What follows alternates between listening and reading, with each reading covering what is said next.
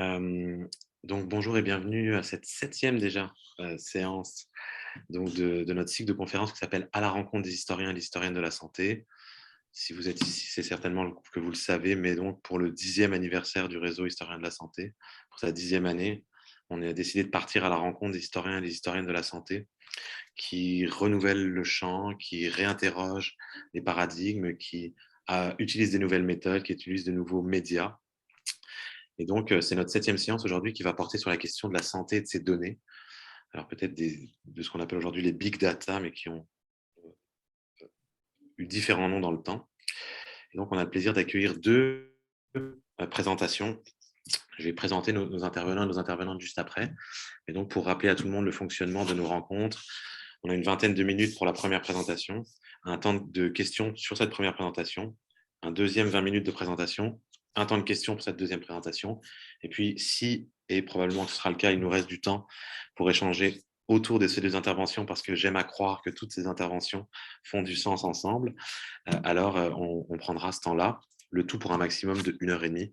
Donc, normalement, à 13h30 ou 18h30, selon l'endroit où vous êtes sur la planète, vous devriez pouvoir être libéré et reprendre votre vie normale.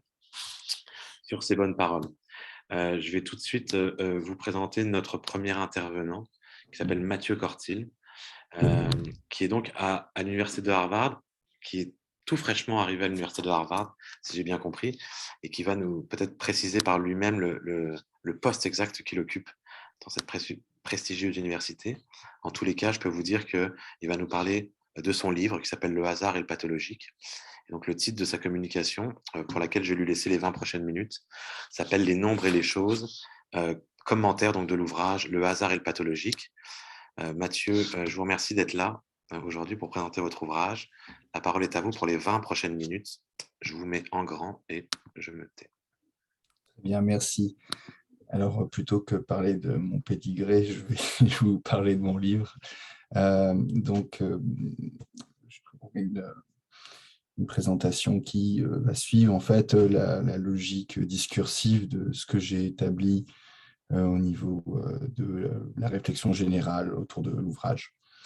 Donc, tout d'abord, il est question en fait dans ce livre du calcul, bien sûr, de la maladie et du hasard.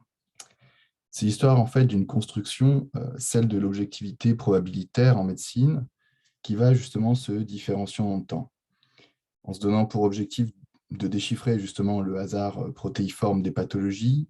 Les différents acteurs de cette histoire ont nourri quelque part l'espoir d'en finir avec le jeu de dés qui s'acharne sur les vivants. Ils ont ainsi, je dirais, inauguré l'unité d'un projet qui se propose de géométriser ce qui n'a en apparence ni histoire, ni frontière, ni corps, ni territoire, ni population définie, l'événement pathologique. Et il s'agit, en fin de compte, de plier les aléas des maladies sous des formes mathématiques diverses, afin justement de les détacher de l'ignorance des causes qui les déterminent. Donner au pathologique les traits d'une loi de la nature, d'une certitude assertorique ou d'un déterminisme social, voilà en fait l'œuvre. Mais alors, comment s'organise tout cela? Eh bien, pour ainsi dire, cette histoire s'agence autour d'une certaine discursivité singulière qui donne au discours une certaine profondeur épistémologique que j'ai appelée l'épistémé computationnelle. Alors, cette épistémé vient quelque part organiser une certaine bibliothèque qui pourrait sembler imaginaire à certains égards si elle ne trouvait pas, au fond, dans les mathématiques, là, c'est la consistance, je dirais, de concepts et de méthodes qui sont aujourd'hui au centre de notre représentation du pathologique. Et en s'aventurant donc sur ces traces de provenance et d'émergence du numérique en médecine, j'en suis venu à découvrir un ensemble de discours stratifiés, de méthodes enchevêtrées et de gestes réticulaires qui mêlent justement le virtuel à l'actuel et le passé au présent. Cela est d'autant plus percutant, je pense, qu'avec la pandémie que nous avons traversée et que nous traversons encore, les probabilités médicales sont devenues quelque part notre boussole dans le hasard, en déchiffrant la fréquence, la répétition, les oscillations, les variations, les dimensions du pathologique. Elles continuent, je dirais, d'ajuster l'étiologie, les soins, les comportements et les conduites sociales. Entre les nombres et les choses, les observations s'affinent pour, je dirais, éclairer les pratiques. Et tout au long de cette histoire, un réseau d'acteurs civils, scientifiques, étatiques et non étatiques vient agencer le hasard pour en fait corriger le hasard. Au fil du temps et des découvertes, leur projet d'une médecine fondée sur la loi des grands nombres, sur l'accumulation de données, s'est renforcé au point de devenir un discours dominant, s'actualisant en permanence au sein de notre société. Et il me semble, comme l'écrivaient quelque part Deleuze et Guattari, qu'un livre n'existe que par le dehors et au dehors. Aussi, ce livre excède quelque part son propre cadre. Il décrit un ensemble de devenirs numériques de la médecine dans des détours, des écarts et des retours de cette discursivité qui reste ouverte sur l'avenir. Il dresse ainsi 3 lignes de fuite dont je vais vous parler. Une première se formant autour de la naturalisation démographique des pathologies au fondement en fait, de l'épidémiologie. Une seconde agençant le regard médical selon un ensemble d'outils numériques qui se complexifient de jour en jour dans la pratique clinicienne. Et enfin, une dernière ligne pliant le pathologique sous le social au croisement des inégalités et des conduites qui s'ouvrent en fin de compte sur la santé publique. Donc, le commentaire que je vous propose suivra ces 3 lignes afin de multiplier peut-être les réflexions sur le livre au-delà du livre. Alors, première ligne, dans la dimension naturelle, au fond, des maladies, le hasard parcourt, bien évidemment, les âges, les saisons, les climats, les régions, les villes, les campagnes. On voit au XVIIe siècle que la mort devient quelque part le signe mémotechnique de l'aléa. Au sein des registres paroissiaux, les cadavres s'accumulent, transformant les corps en nombre, en données. Le hasard de la mort se dévoile alors. La répétition force l'évidence. On découvre que la perte massive des nouveau-nés est un problème majeur. C'est l'éveil, quelque part, d'une conscience démographique en Occident. Au chapitre 1, j'ai tenté de relever dans quelle mesure le hasard de la mort et des épidémies de l'âge classique donne naissance à un système d'information sanitaire corrélé à ce que William Petty nomme l'arithmétique politique. D'un côté, la probabilité de mourir est évaluée de manière intuitive, sinon subjective, par la population qui s'informe auprès des bulletins de mortalité, l'accumulation de cadavres augmentant l'évidence du risque de mourir et la nécessité de s'en préserver. De l'autre, des savants s'aventurent à objectiver la mortalité dans des tableaux numériques pour en connaître les causes. À partir des registres paroissiaux, ces derniers calculent les chances de vivre et de mourir suivant les âges et les époques. L'espérance de vie prend alors une dimension géométrique. Les tables de mortalité, alliées aux courbes d'espérance de vie, offrent un nouvel indice à même de décrire l'état sanitaire d'une population au sein d'un territoire. De là émerge une nouvelle ambition, celle de contrôler la vie de la population au moyen d'une police sanitaire. L'évaluation et la concurrence entre les États se cristallisent alors autour de l'évaluation de l'espérance de vie. Chaque nation mesure sa force démographique pour s'imposer face aux autres contre le péril de la dégénérescence qui pousse à l'accélération de la natalité. Au chapitre 2, c'est une technologie de régulation de la population que j'ai interrogée et qui vient mettre en œuvre ce désir en fond de croissance démographique. Ce tournant se produit bien évidemment avec l'inoculation contre la variole. Cette pratique indigène provenant de Constantinople qui consiste à transmettre le pus variolique pour immuniser l'individu fut en fait objectivée et valorisée à la lumière des nombres au Royaume-Uni puis en France.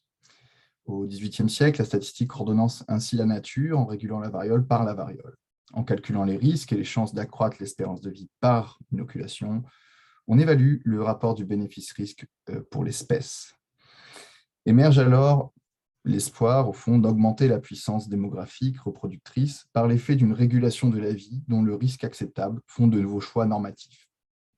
Il est préférable, dit-on, de faire mourir un contingent d'enfants par inoculation, en préservant ainsi les survivants en bonne santé, jusqu'à l'âge de la reproduction, plutôt que, au fond, maximiser le nombre d'enfants en bas âge sans les prémunir de la variole. Dans le premier cas, on augmente la démographie, dans le second cas, elle dégénère, nous dit Daniel Bernoulli. L'inoculation contre la variole devient alors l'objet d'un appareillage technologique de l'État régulant les populations par une mesure raisonnée des âges de la vie et la nécessité de la longévité pour pérenniser l'espèce, les finances et la force des nations. Dans le troisième chapitre, c'est la concrétisation en fait, de cette prophylaxie vaccinale et l'espoir statistique justement d'un monde sans variole qui voit qui émerge au fond du biopouvoir impérial napoléonien. À la suite de la découverte en fait, de la vaccine par Jenner, comme vous le savez tous, le biopouvoir napoléonien nourrit l'espoir d'un renforcement de la population par cette éradication de la variole. La société doit trouver à s'augmenter en nombre pour renforcer l'armée comme la société civile. Se forme alors tout un dispositif de production de vaccins dans les hospices, les orphelinats de France. Les enfants servent aussi bien de cobayes, de preuves, que de banques de pus, en fin de compte. À partir de 1800, vous avez le comité central de vaccine qui dresse des statistiques afin de calculer l'imminence d'un monde sans variole, mais le temps invalide cet espoir. Une génération plus tard, la vaccination massive n'a pas fait disparaître la maladie, ni permis d'augmenter la démographie. Les vaccinophobe usent alors des statistiques contre elles-mêmes pour s'opposer à l'emploi de cette prophylaxie qui déplace, selon eux, la mortalité sur l'âge de la reproduction. Mais tous, en fait, passent à côté du risque véritable qui consiste dans la transmission bras à bras, qui, en transmettant quelque part le remède, transmet d'autres maladies, notamment la syphilis.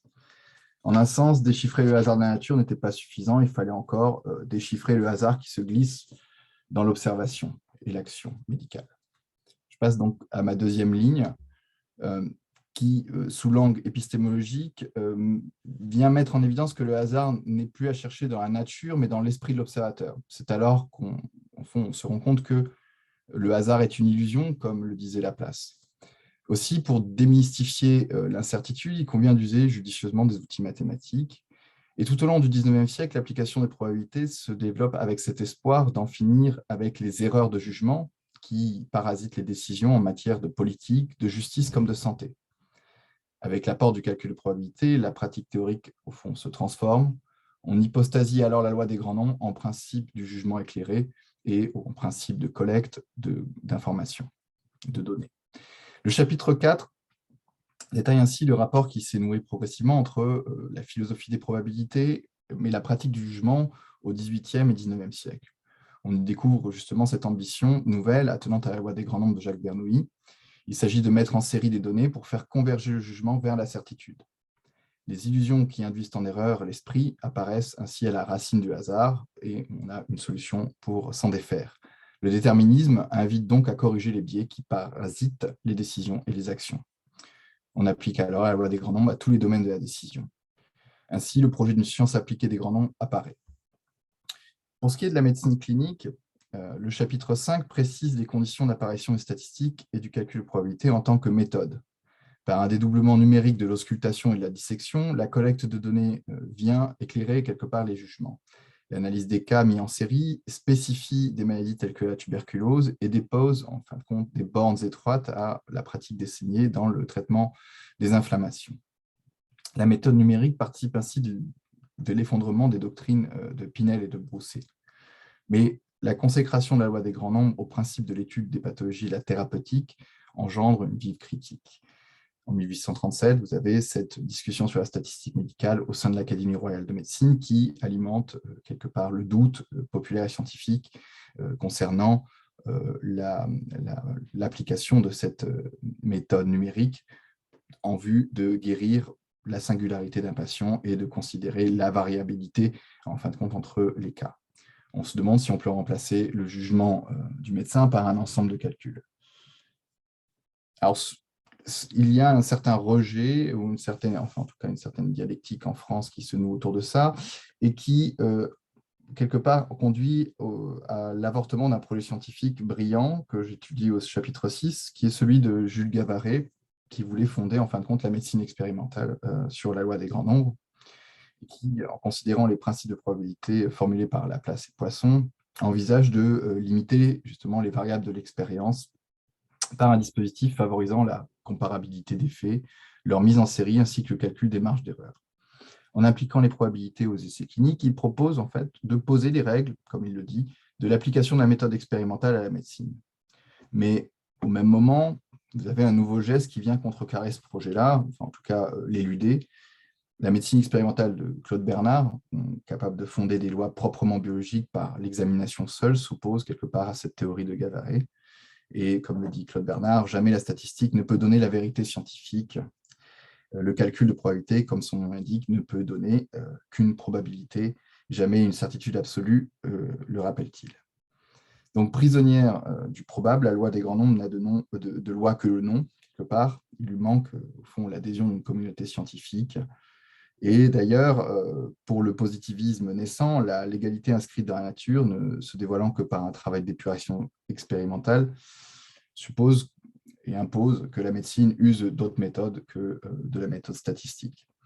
La vérité expérimentale prend, pour ainsi dire, le dessus sur la vérité des grands nombres, de sorte que l'application de la statistique s'impose par une autre voie, celle, au fond, de l'hygiène publique. Et c'est là ma troisième ligne.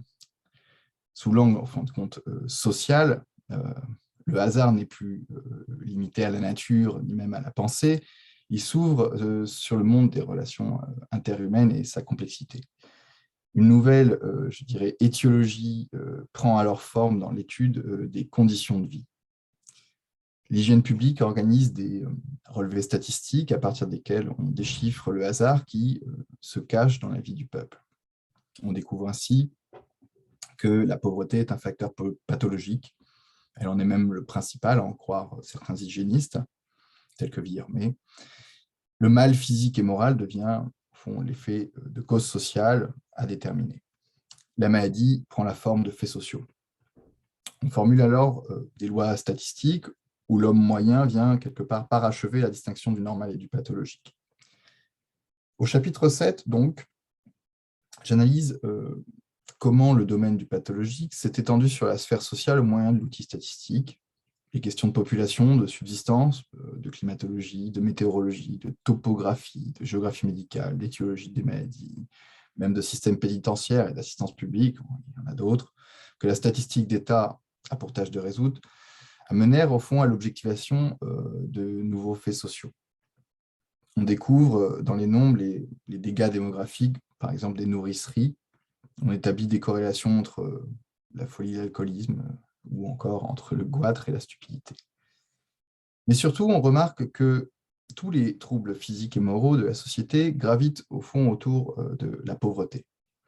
Louis-René Villermé montre ainsi que la morbidité est directement favorisée par le statut social. Les inégalités de santé traduisant des inégalités de richesse. Une nouvelle approche des facteurs pathologiques s'organise sous son impulsion. La condition de vie se substitue, pour ainsi dire, à la constitution médicale des pathologies. Aussi, lorsque l'épidémie de choléra apparaît à Paris en 1832, la pauvreté est tout de suite considérée comme le facteur principal de propagation de l'épidémie. On tente alors de contrôler le hasard social par des taxes et des mesures d'évacuation de certains quartiers. On essaie alors de maximiser la norme et de minimiser les marges de l'homme moyen.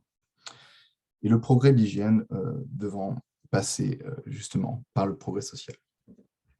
Alors, dans le dernier chapitre, le chapitre 8, je prolonge quelque part cette extension sur le domaine du pathologique en relevant justement l'uniformisation mondiale de la nomenclature des causes de décès et des maladies, l'intégration des preuves médico-légales dans la logique statistique, appelée de ses voeux quelque part la formulation, je dirais, de normes communes et invariantes selon les pays et les époques.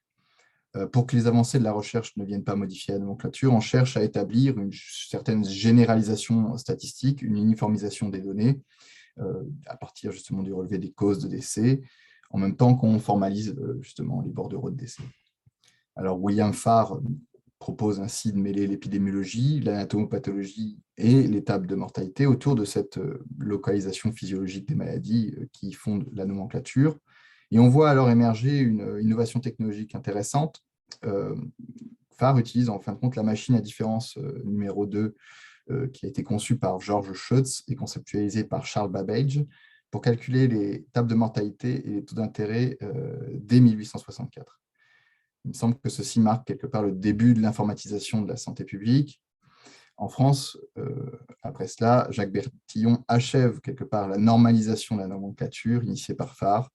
Le critère statistique au fond de la vie normale devient l'indice de développement attenant au principe du faire vivre et laisser mourir qui agence le nouveau jeu biopolitique du XXe siècle.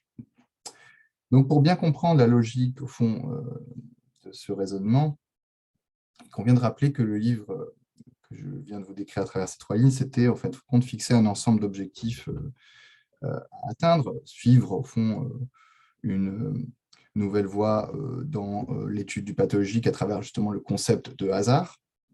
Penser la formation justement des concepts attenants au hasard, des lois et des méthodes probabilitaires qui vont se nouer autour du rapport du hasard et de la santé, décrire les perturbations pathologiques que le pouvoir politique se donne pour tâche de réguler, étudier l'impact de la philosophie des probabilités sur le savoir médical, et puis voir se déplier l'extension du pathologique dans le social à travers les statistiques de l'hygiène publique, et enfin comprendre l'essor de ces nomenclatures internationales.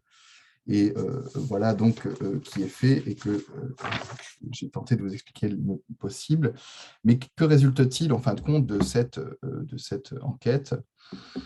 En fin de compte, il me semble que les personnages de cette histoire, que ce soit Grant, Petty, Bernoulli, Laplace, Louis, Villermé ou encore William Farr, se sont quelque part éludés dans les nombres et que rien n'est quelque part plus anonyme que la statistique.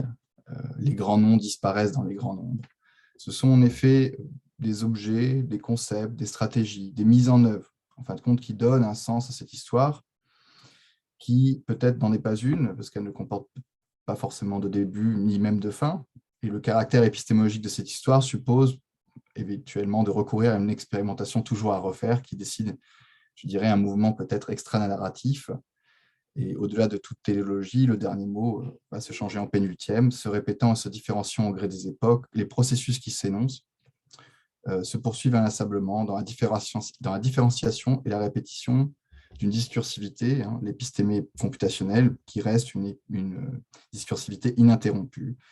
Et justement, dans mon laboratoire d'archives et de fantômes, quelque chose comme l'expérience des siècles est venue déplier le présent vers l'avenir, car d'une certaine manière, cette histoire est dirigée vers quelque chose de non historique, qui reste la question, en fin de compte, du déterminisme et de l'indéterminisme. Je crois que j'ai tenu les 20 minutes. Merci beaucoup. Vous pouvez applaudir virtuellement ou physiquement, mais qu'on ne vous entendra pas. Merci beaucoup, Mathieu. La parole est... Les applaudissements s'en viennent déjà, vous voyez, ça marche. La parole est à la salle, évidemment, si vous avez des questions, des remarques, des interrogations, des demandes de précision. Puis je vais mettre en pause l'enregistrement, comme ça ce sera une discussion ouverte, anonyme et sympathique. Merci beaucoup Alexandre. Donc c'est moi qui commence. Je commence par vous dire que dans la barre de discussion, j'ai mis un lien de téléchargement pour un extrait qui sera tout à l'heure projeté sur Zoom, mais comme ça, s'il y a des problèmes de connexion, vous pourrez le regarder. Donc en quelques minutes, parce qu'on a un temps de parole assez contraint à 4, je vais rappeler en fait le contexte dans lequel le spectacle « D'abord ne pas nuire, une histoire des données médicales » a été conçu, puisque c'est un projet au long cours de 5 années qui a eu lieu dans le cadre d'un programme qui s'appelle Data Santé, qui était coordonné à Nantes par notre collègue Stéphane Tirard, et qui a été l'occasion donc d'une collaboration pluridisciplinaire entre des sociologues, dont Émilie Beauvais, des historiens et historiennes, dont Hervé et moi-même, et puis donc des professionnels des arsenics, et là c'est Servane Daniel qui les représente. Donc notre ambition en nous penchant ensemble sur l'histoire des données médicales, c'était de prendre le temps de nous imprégner des manières de faire de l'autre, que cette personne s'adonne soit à la fiction, soit à la recherche scientifique, en travaillant donc collectivement autour de documents d'archives. Et suivre cette démarche, c'était se donner finalement la possibilité de renvoyer aux questionnements et aux matériaux des chercheurs et des chercheuses impliqués, mais tout en laissant en fait l'équipe artistique livrer sa propre explicitation des enjeux sociaux et politiques autour de ces données médicales. Alors, du point de vue des SHS, la richesse de cette collaboration, et il y en a d'autres, réside en fait notamment sur une meilleure connaissance, une meilleure appréhension des méthodes de création, mais aussi de représentation des arsenics, puisque ce projet s'est saisi du théâtre comme un art de la représentation. C'est-à-dire qu'en partant du principe que représenter, c'est présenter à nouveau, rendre présent, puisque la méthodologie scénique donne en définitive un sens augmenté à l'expérience, en ce qu'elle permet d'incarner l'expérience, donc dans des formes de mise en situation qui vont venir éclairer différemment les sources que l'on mobilise habituellement en histoire. Et donc je sais que la discussion, enfin j'espère qu'elle pourra revenir sur ces apports. Du côté des intentions de recherche qui vont être déployées dans un numéro thématique de la revue Histoire, Médecine et Santé qui paraîtra à l'automne 2022, on avait 2 interrogations principales assez larges. Comment la production des données sur le corps souffrant façonne les pratiques et les savoirs médicaux et quels sont les mécanismes de pouvoir produits par un regard médical qui se fondent sur les données et qui plus est sur des données qui peuvent être donc sérielles. Donc, pour tenter d'y voir plus clair, on a entamé un dialogue autour de différents ateliers centrés sur la présentation de nos sources respectives, et il en sera aussi question tout à l'heure, dont on allait interroger à la fois le sens et la matérialité. Et ce travail, donc au cœur de l'archive, nous a amené à remonter ce qu'on appelait la chaîne des données, donc en interrogeant les modalités concrètes d'élaboration de ces données, les contextes, les dispositifs techniques de recensement, mais aussi ce qu'on peut appeler les processus d'objectivation du corps qu'ils mettent en œuvre. Ça nous a amené aussi à nous pencher sur la variété en fait des mises en récit de la maladie, que ce soit par les mots, par les chiffres, par les images, tout en interrogeant la place des malades à l'intérieur de ces dispositifs. C'était vraiment un angle qui nous tenait particulièrement à cœur. Donc, en pensant ces questionnements dans un temps long, en gros du XVIIIe au XXIe siècle, on souhaitait étudier la résurgence de vieux motifs présentés sous la forme de nouveaux espoirs par un certain nombre de promoteurs des big data. Alors, on dit données en grand nombre plutôt en France. Je sais qu'en Suisse, c'est les grosses données. Parmi ces espoirs, ces façons de présenter les choses, il y a notamment la médecine personnalisée ou la médecine prédictive, qui ne sont en rien des inventions contemporaines, puisqu'elles trouvent leurs racines dans des pratiques et des aspirations anciennes. Donc, nous voulions revenir en fait sur toutes ces rhétoriques médicales de façon à saisir d'une certaine manière ces promesses intellectuelles et puis techniques, tout en les articulant toujours aux relations thérapeutiques qu'elles sous-tendent. Donc, en investissant d'un côté les imaginaires soignants et de l'autre la place des individus souffrants, on a essayé d'enquêter en fait sur les césures qui sont générées par la succession des paradigmes médicaux, mais aussi sur les fortes permanences, jusqu'au discours très contemporain, de l'idée d'un progrès qui serait nécessairement obtenu par une mise à distance croissante de la médiation humaine pour saisir à la fois les corps et leurs pathologies. Donc voilà un cadre très général brossé rapidement qui a été le nôtre. Et je vais maintenant laisser la parole à mes collègues pour un retour d'expérience sur cette collaboration. Donc Hervé ou Émilie, je vous laisse prendre la main.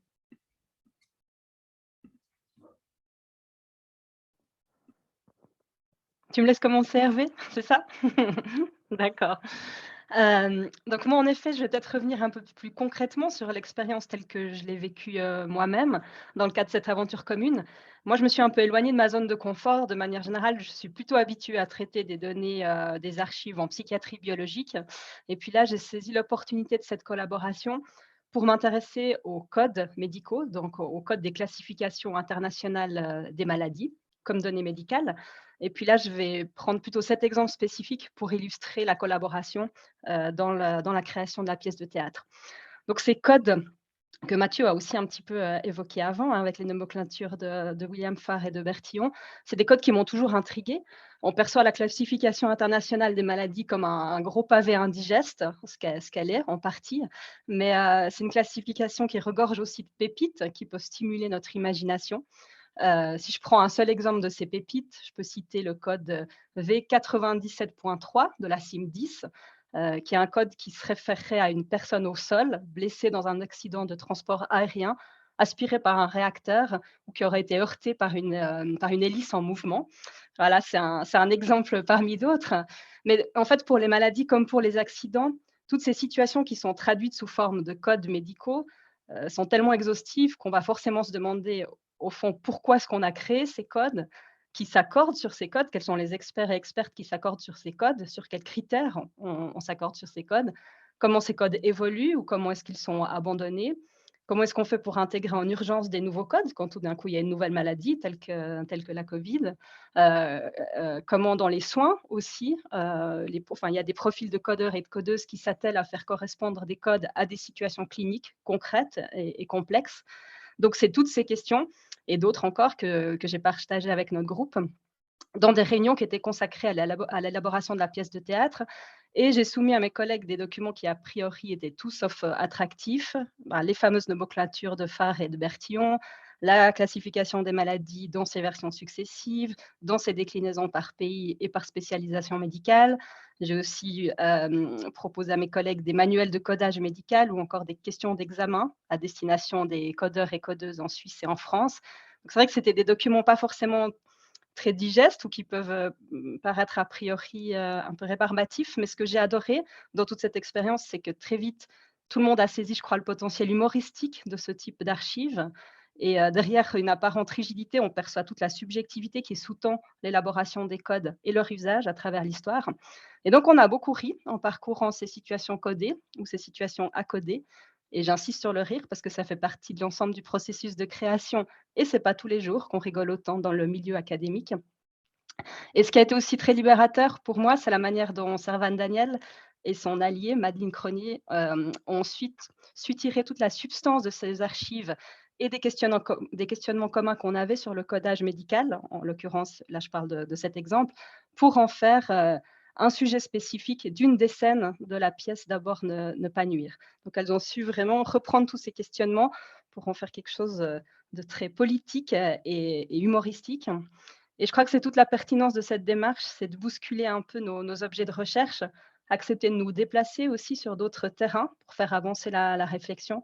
Comme disait Naïma, on a eu plusieurs ateliers concrets que nous ont proposé les metteuses en scène et ça nous a permis de mettre en regard différentes archives, celles d'Hervé, les miennes, mais aussi d'autres, celles de Naïma et d'autres collègues, et puis de mettre en regard les différentes époques. Et je crois vraiment qu'à travers l'écriture théâtrale, la mise en scène, le jeu des comédiens, des comédiennes, les principaux enjeux engendrés par l'usage massif du codage médical, justement à l'heure des big data, ont été traités voilà, de manière située, politique et comme je disais aussi, avec un certain humour. Et je crois que c'est très fort parce que, en tout cas dans la scène sur le codage médical qui dure que quelques minutes, je pense qu'on peut vraiment saisir non seulement la complexité et l'absurdité d'un système, mais aussi son inscription plus large, dans l'histoire du traitement des données médicales.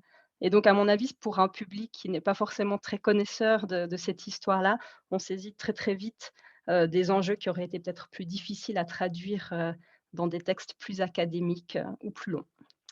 Voilà pour mon retour à moi et je laisse la parole à Hervé.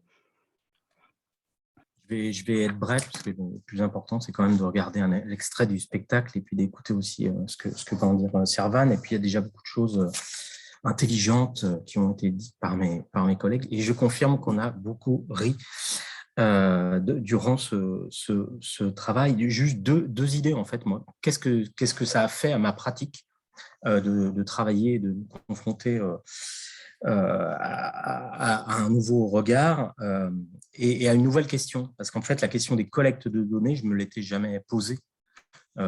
Pourtant, je travaille comme plein d'entre vous, je vois plein de collègues là, au Québec et en Ontario qui travaillent sur les dossiers de patients psychiatriques comme je le fais. Et des fois, souvent on s'interroge sur à quoi ça sert cette accumulation de données et parfois on n'a même pas la réponse. On a l'impression que les documents se sédimentent comme ça, tranquillement, et que finalement, ça sert qu'à une seule chose, ça sert à l'historien ou à l'historienne qui arrive 60 ans après, et on a l'impression que personne d'autre n'a tourné ces pages. Et donc, déjà, la question dans ce projet, je trouve qu'elle est intéressante parce qu'elle permet de repenser ces archives différemment. Pour moi, c'est vraiment, voilà, sur le fond, intéressant. Après, sur la forme, ce qu'arrive à faire la compagnie et dans ce spectacle D'abord ne pas nuire, finalement, c'est arriver à faire ce que nous, en tant qu'historiens, on tente de faire depuis longtemps, c'est incarner notre histoire. On n'arrête pas de proposer des nouvelles formules d'écriture ou sur des supports différents pour faire de l'histoire par en bas, ce qu'on appelle l'histoire sociale par en bas, en dégageant des figures historiques un peu anonymes et en essayant de les rendre vivants dans nos livres. Et là, on a quand même une incarnation vraiment intéressante. Donc ça, moi, ça m'a vraiment intéressé de cette représentation des personnages. Et puis la deuxième chose, c'est qu'au fond, Servan Daniel et l'équipe de la compagnie, ils osent faire ce que nous, on n'ose pas faire. Ils osent faire des raccourcis, des ellipses, ils osent travailler le temps comme nous, peut-être, on n'ose pas le faire. Et je trouve que le spectacle vivant, là, il permet de s'interroger aussi sur la manière dont on peut écrire. Donc, je dirais par contre-coup, moi, ça m'a interrogé, comme d'autres pratiques, ça m'interroge sur la manière d'écrire différemment l'histoire. Et vraiment, j'ai vraiment beaucoup apprécié ce travail, et ce spectacle, il fait sens. Hein, il n'a pas les méthodes historiques classiques, mais il fait sens dans les différentes scènes qu'il met en place, qui fait s'entrechoquer depuis les lettres de Tissot jusqu'à la montre connectée, quoi. Ça fait sens. Donc, c'est vraiment une super expérience pour ça.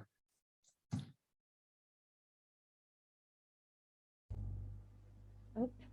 Je fais suite pour vous dire quelques mots sur ce travail, même si beaucoup de choses ont déjà été dites. La compagnie À la tombée des nues avec laquelle je travaille, on travaille depuis déjà quelques années sur des projets qui sont en lien, en collaboration avec les sciences sociales, parfois de façon pluridisciplinaire, en sociologie, pharmaceutique, médecine, sur l'automédication, et puis plus précisément avec des historiens et historiennes depuis quelques années. Donc voilà, ça c'est un peu pour notre parcours. Et sur la particularité de ce projet, je dois dire qu'il a été extrêmement agréable. Agréable parce qu'il y a vraiment eu un travail très horizontal malgré nos différents angles d'approche. Et ça, c'était très chouette. C'était aussi super parce qu'on a demandé à Hervé, Émilie et Naïma de se plier à nos jeux. Ah, il y a mon chien qui aboie, j'espère que vous ne l'entendez pas trop, qui participe. À nos jeux théâtraux concrètement. Donc voilà, ça peut aussi nous servir de matière théâtrale en fait.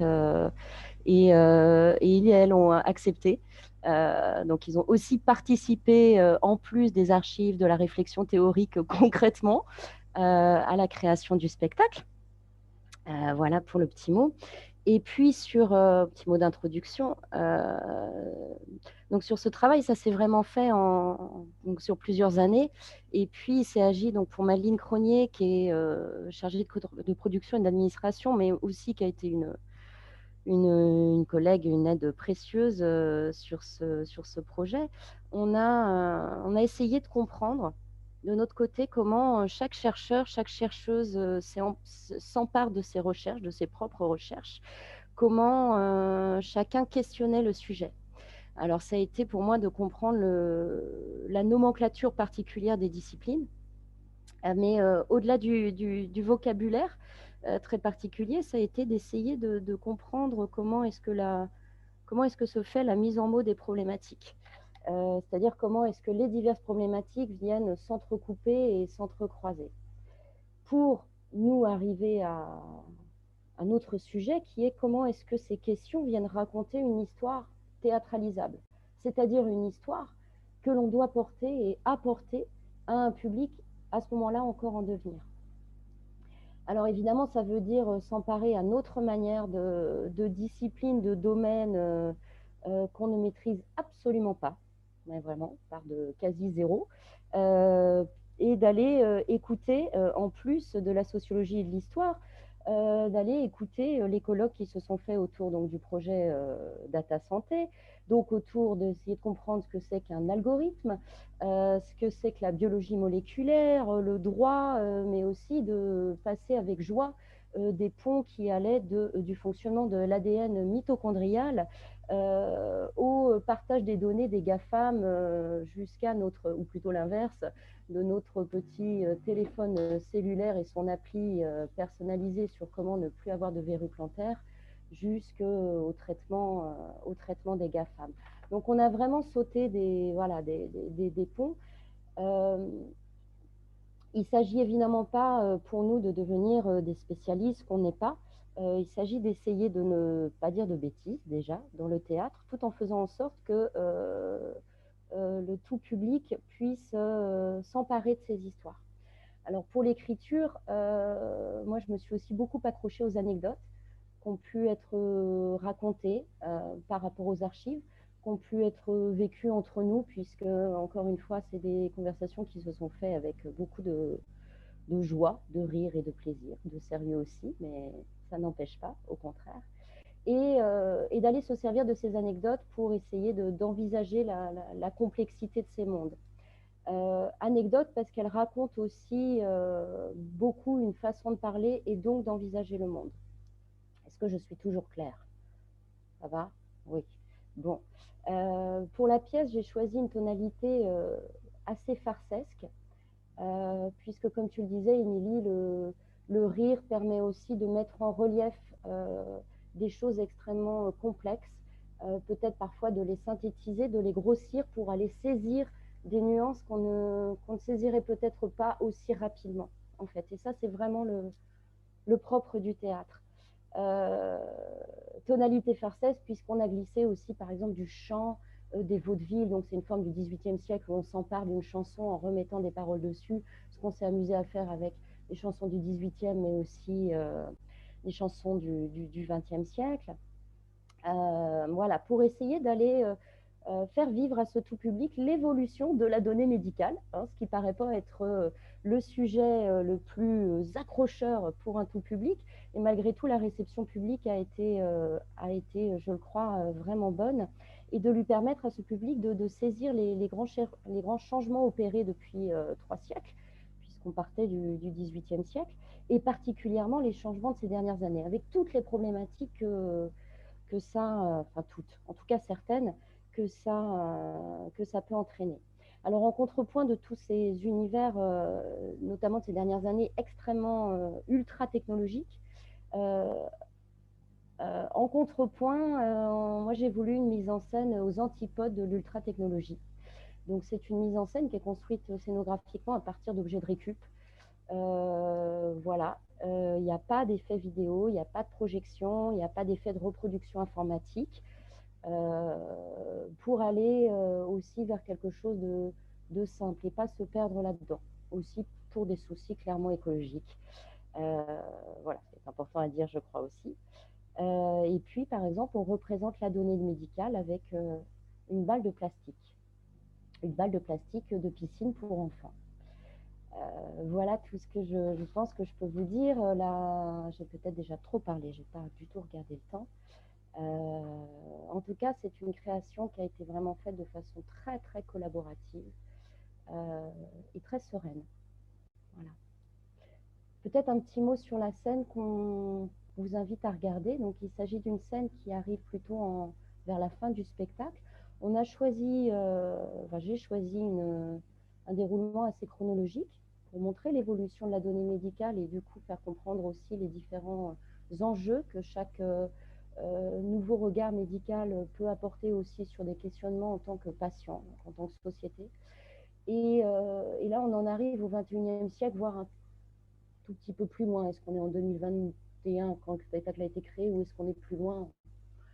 Le spectacle ne le dit pas, où on s'amuse avec les objets connectés. Comment est-ce que l'objet connecté vient impliquer, voire diriger la vie quotidienne, objets connectés très liés avec ce qui existe déjà, les mutuelles de santé de travail. Donc voilà, je pense que j'ai fait une petite introduction. Okay. Je crois que ça suffit.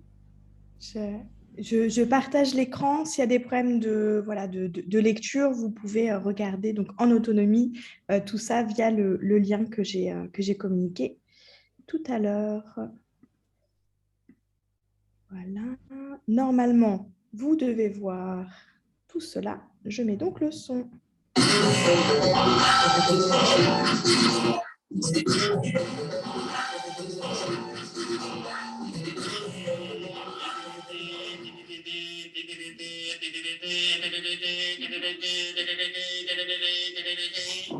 Hey, Eva, un nouveau jour se lève.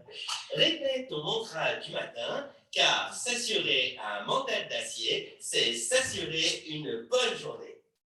Innovation, créativité, responsabilité et bonne santé.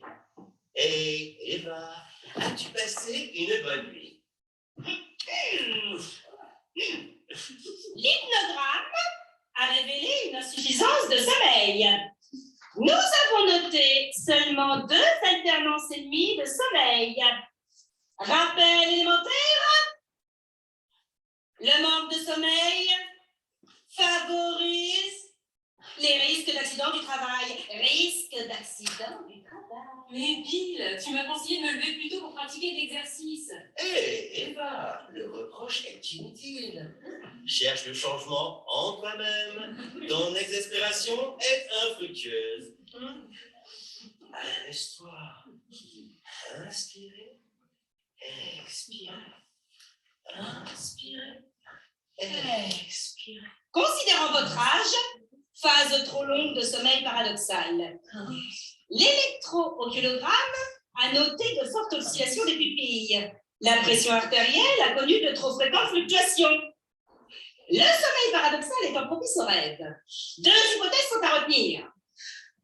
Soit votre peur de l'échec dans votre activité professionnelle a perturbé votre conscient, soit vous avez fait un rêve érotique qui, au vu du rythme cardiaque, tendrait à une succession d'images pornographiques, éventuellement zoophiles. De plus, le manque de sommeil perturbe le rythme circadien impliqué dans le métabolisme du glucose.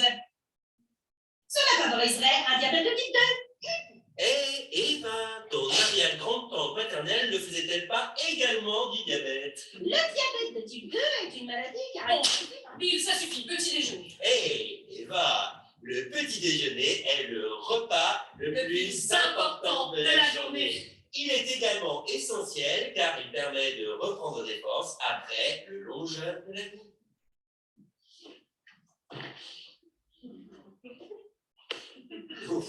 Température de réfrigération 4,5 degrés. Ce matin, pour un repas équilibré, vous devez manger 8 cuillerées de fromage blanc, boire 23 centilitres de jus de clémentine sans pépins et croquer 2 biscottes au multicéréales. Pour bien commencer la journée, un bon petit déjeuner. Pour bien commencer la journée, un bon Nous petit attirons déjeuner. votre attention sur le fait que vous avez procédé à une mauvaise manipulation du pot de margarine. À 20h54, vous avez placé le pot de margarine dans le bac à légumes, température 7 degrés, quand la margarine se conserve à 4 degrés. Nous vous conseillons exceptionnellement de vous reporter sur le beurre.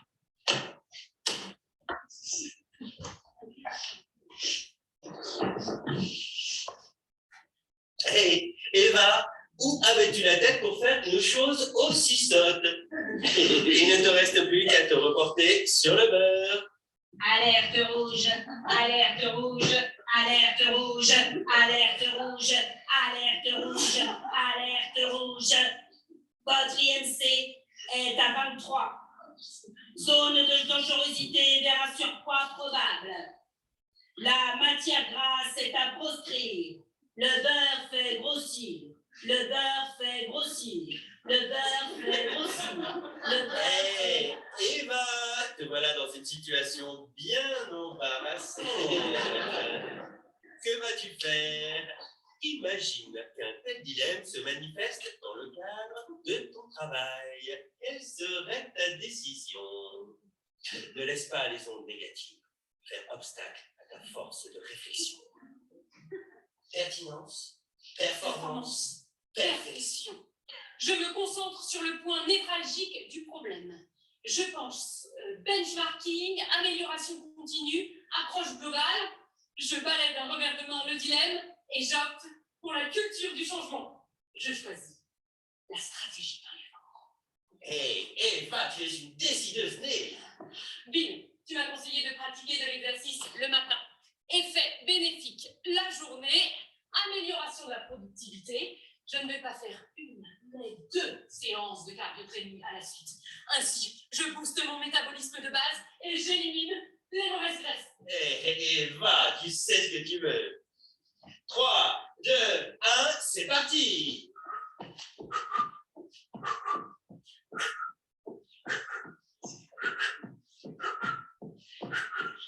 Cadence 62 pas par minute.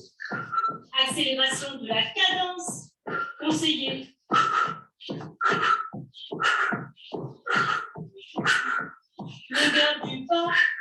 3,3 cm. Allongement du pas conseillé. Chronosupination, raideur anormale. Chronosupination, quoi? Eva, écoute. Il s'agit simplement de travailler les mobilisations de l'articulation de l'arrière-pied qui vont guider celle du médio-pied, puis celle de l'avant-pied. Alors, Guy, je pourrais pas au moins me passer des chaussures connectées? Eva, la complémentaire santé Vitavis, si tu veux, à laquelle tu as souscrit dans le cadre du contrat collectif de ton entreprise, te sera reconnaissante d'utiliser consciencieusement tous les objets connectés qu'elle a confiés à ton usage. Renoncer à l'un, c'est renoncer à tous. Ne te suis-je pas, lunette précieuse? Mais Bill... Activité arrêtée. Reprise de l'activité conseillée. Activité arrêtée. Reprise de la...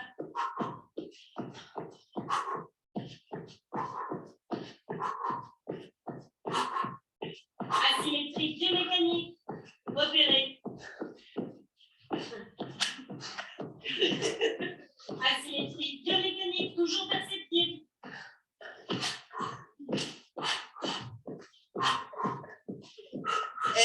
Eva, tu es très appliquée. S'appliquer à conserver une bonne santé, c'est s'appliquer à être une salariée. Aïe, ça fait mal. Aïe, Eva. Je ressens une douleur lors de la mobilisation active et passive de la cheville. Je constate une dorsiflexion plantaire spontanée et augmentée, ainsi qu'une tuméfaction à l'arrière du pied. Tu as une déchirure du tendon d'Achille. Il te faudra subir une opération et 8 semaines d'immobilité. Le temps de rééducation dépendra de la capacité réparatrice de ton tissu musculaire. Je préviens ton entreprise que tu n'iras pas travailler aujourd'hui. Oui, je veux bien, oui.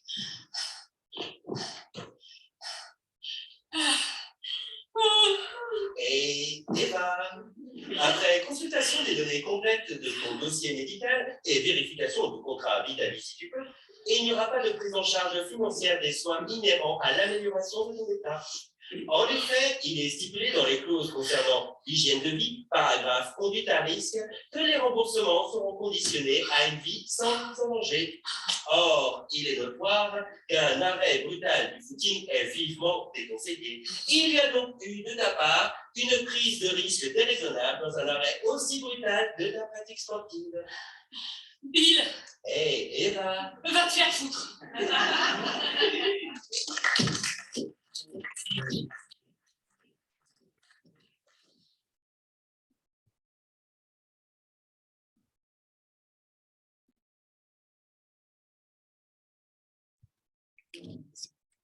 Est-ce que vous vouliez ajouter un mot? Est-ce que la parole est à la salle? Est-ce qu'on vous remercie? Je pense qu'on va vous laisser la parole. J'espère que c'était bien au niveau de la connexion. Bon, le théâtre, c'est toujours mieux en vrai, mais que ça allait. On vous laisse la parole.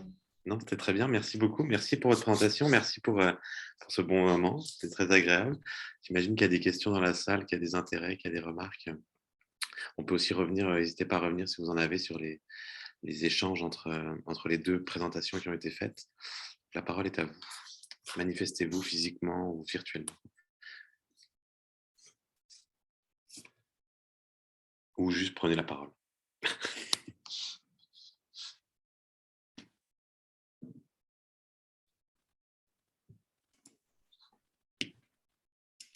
Florence. Oui, je vais à nouveau intervenir. Du coup, Oui, je trouvais ça d'abord très drôle et très réussi. Je me demandais quelles étaient les difficultés rencontrées du point de vue de la compréhension entre vous. Parce que nous retrouvons, pour pas que je dise de bêtises, je regarde ça, le 17 mars, autour de cette même question de démocratiser l'histoire de la santé, avec le travail d'Isabelle Perrault autour de sa bande dessinée sur l'histoire du suicide au Québec. Et de l'autre côté, l'équipe, donc Tommy Degang, Laura Dispiro et Valérie Leclerc, l'équipe donc du podcast Le Cerveau Volé. Donc on va reposer ces mêmes questions de comment on peut faire de l'histoire autrement, comment on peut partager l'histoire autrement et comment il y a des allers et retours entre le partage, l'écriture de l'histoire.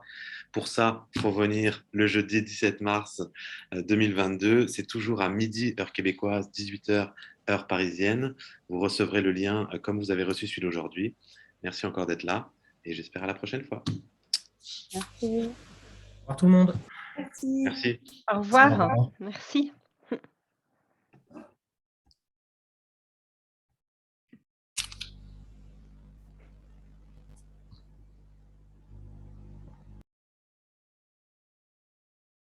Ah, et j'aurais dû vous demander, je ne l'ai pas fait, mais